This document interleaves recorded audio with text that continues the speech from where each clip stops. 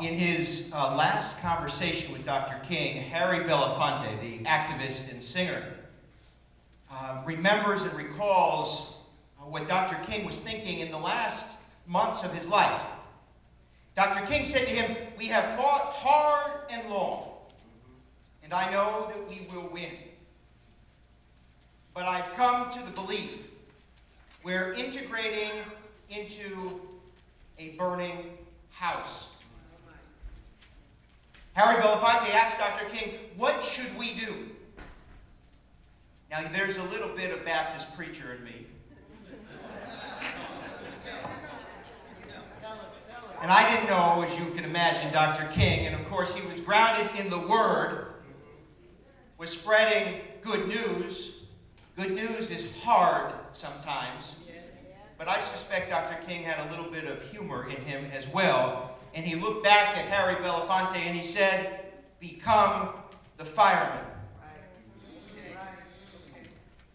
He knew then, for those, now this was towards the end of his march, for those who were living in poverty, those who were on the outside looking in, that there were still great injustices. And he saw all across the country hatred and violence and a lack of concern for those who struggled. He knew then that the house was on fire, and yet he still marched on. Well, ladies and gentlemen, the house is still on fire. It is 2020 and our home is on fire.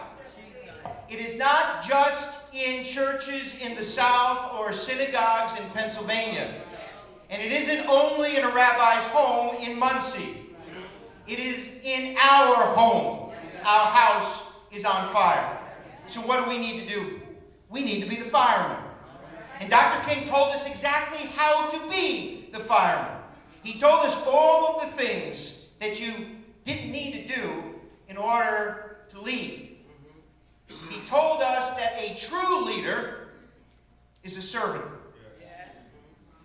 And that in order to be a true servant and thus a real leader, one needs but to have a heart full of grace and a soul generated by love. We are too often frightened by the difficult and big conversations that we have to have. Too often we look the other way when the house is burning. Dr. King and Jesus said, "Do one thing. Love one another."